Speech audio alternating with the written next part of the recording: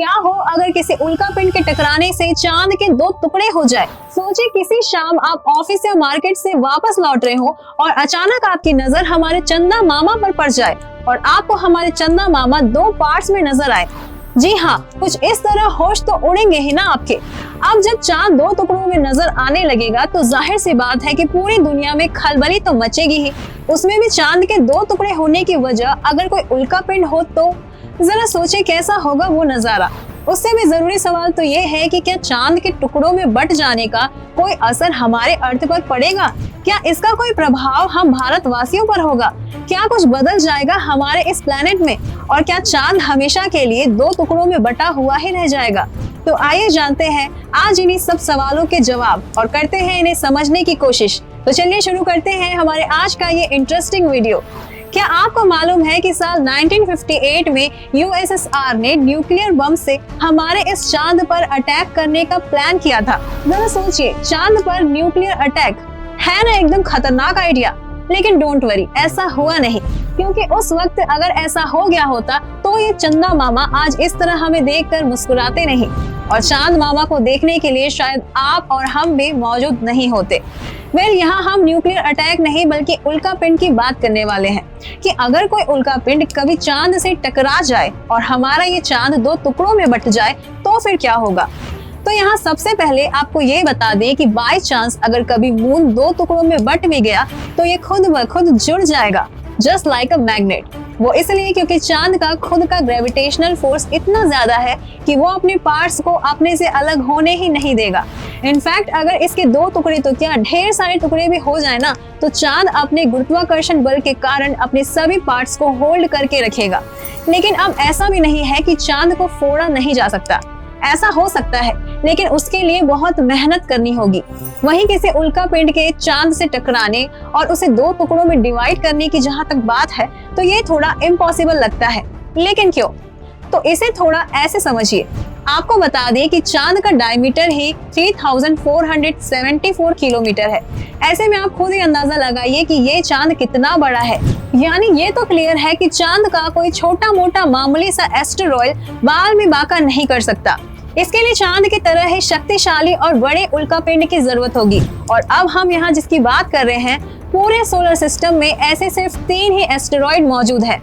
ये एस्टेरॉयड है क्रेसिस जिसका डायमीटर 940 किलोमीटर है, दूसरा है वेस्टा जिसका डायमीटर 500 किलोमीटर है और तीसरा है पैलेस जिसका भी डायमीटर 500 किलोमीटर है।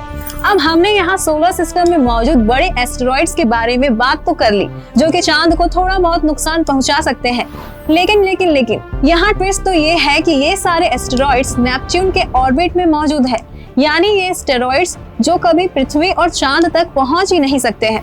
इसका मतलब ये हुआ कि हमारा ये खूबसूरत चांद इन एस्टेरॉइड्स के हमले से दूर है। ना उल्कापिंड हमारे चांद से टकराएंगे और ना ही इसे कोई नुकसान पहुंचेगा। लेकिन अब जैसा कि मैंने आपको वीडियो की शुरुआत में ही बताया था कि यहाँ हम जानेंगे कि अगर चांद को कुछ हो जाए और वो टुकड़ों में बट जाए तो फिर हमारी पृथ्वी का क्या हाल होगा, हम पृथ्वीवासियों का क्या हाल होगा। तो इसके बारे में भी बात कर ही लेते हैं।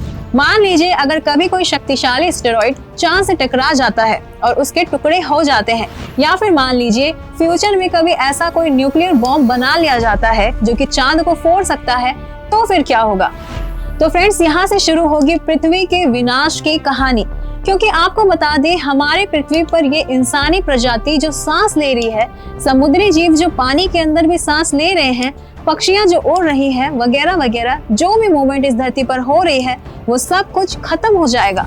यानी आप समझ लीजिए कि बाय चांस अगर कभी भी चांद टूट जाए या गायब हो जाए तो फिर हम पृथ्वीवासी भी नहीं बचेंगे। और वो कैसे, तो ये भी समझ लीजिए। चांद के बिना पृथ्वी पर एक दिन केवल 6 से 12 घंटों का ही होगा और इस तरह एक साल में 1000 से ज्यादा दिन हो सकते हैं। ऐसा इसलिए क्योंकि चांद के ग्रेविटेशनल फोर्स की वजह से ही पृथ्वी अपने एक्सिस पर एक यूनिफॉर्म स्पीड से घूमती है। इस वजह से एक दिन 24 घंटे का होता है। लेकिन अगर चांद नहीं होगा तो फिर उसका गुरुत्वाकर्षण बल भी नहीं होगा। ऐसे में अर्थ अपने एक्सिस में तेजी से घूमेगी और दिन तेजी से बीत जाएगा। चांद के ना होने से अर्थ अपने एक्सिस में तेजी से घूमने तो लगेगा ही, साथ ही जो हमारी पृथ्वी 23.5 डिग्री झुकी हुई है वो भी चांद की वजह से ही है। ऐसे में अगर चांद गायब हो जाए या फट जाए तो हमारी पृथ्वी बहुत ज्यादा झुक सकती है, जिसका असर पृथ्वी के मौसम पर दिखेगा। हवाएं इतनी तेज चलेंगी जिससे बचना मुश्किल हो जाएगा। पृथ्वी का मौसम अजीबोगरीब हो जाएगा। गर्म इलाकों में तापमान इतना बढ़ जाएगा कि लोग उस टेम्परेचर को झेल नहीं पाएंगे। वहीं ठंडे इलाकों में इतनी ठंड पड़ेगी कि इंसानी प्रजाति तो उसी से खत्म हो जाएगी। बिना चांद वाली पृथ्वी पर समुद्र में उठने वाले हाई टाइड का आकार भी बदल जाएगा। चांद के बिना समुद्री ज्वार बहुत छोटे हो जाएंगे, जिससे समुद्र में रहने वाले जीव सफोकेशन की वजह से धीरे धीरे मौत के कगार पर पहुंच जाएंगे। वहीं ये तो हम सभी जानते ही हैं कि वो चांद ही है जिसकी वजह से पृथ्वी पर रात को भी हल्की रोशनी होती है। और ऐसे में अगर चांद नहीं होगा तो पृथ्वी पर घोर अंधेरा छा जाएगा। सिर्फ पृथ्वी पर ही नहीं, हमें आसमान में ये जो तारे नजर आते हैं ना, वो भी नजर नहीं आएंगे। रात के वक्त हमें आसमान में कुछ भी दिखाई नहीं देगा। साथ ही साथ आपको ये भी बता दें कि चांद की वजह से ही हमारी पृथ्वी स्टेरॉइड से नहीं टकराती और इसके न होने से पृथ्वी आसानी से इनकी चपेट में आ जाएगी।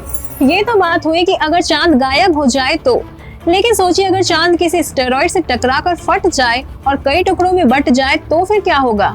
कई हालात तो वैसे ही होंगे जो अभी अभी मैंने आपको बताया, लेकिन कुछ हालात बड़े ही भयानक हो सकते हैं, क्योंकि जब चांद फटेगा तो चांद के जो टुकड़े होंगे वो स्पेस के सबसे अधिक गुरुत्वाकर्षण बल वाले प्लैनेट्स के पास खुद ब खुद खींचे चले जाएंगे। यानी चांद के वो लाखों करोड़ों टुकड़े हमारी पृथ्वी पर बरस पड़ेंगे, जो बहुत ही खतरनाक और विनाशकारी होगा।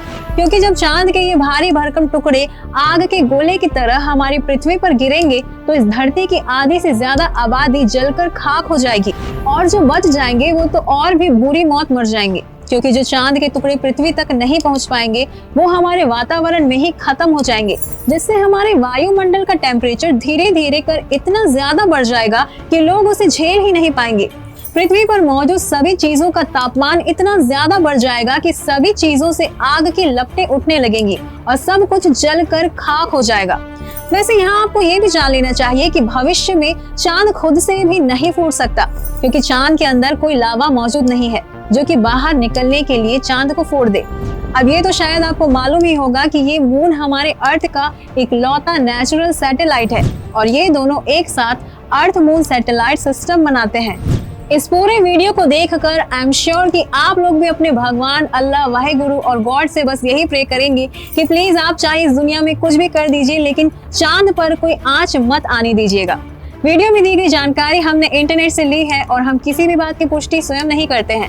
वैसे आपको हमारा ये वीडियो कैसा लगा नीचे कमेंट बॉक्स में लिखकर हमें जरूर बताएं और इस इंटरेस्टिंग वीडियो को ज्यादा से ज्यादा अपने दोस्तों और जानकारों के साथ शेयर भी जरूर करें, ताकि उन्हें भी तो चांद के इम्पोर्टेंस के बारे में मालूम पड़ सके। चैनल को सब्सक्राइब कीजिए और साथ साथ हमारे फेसबुक पेज को लाइक कीजिए। धन्यवाद।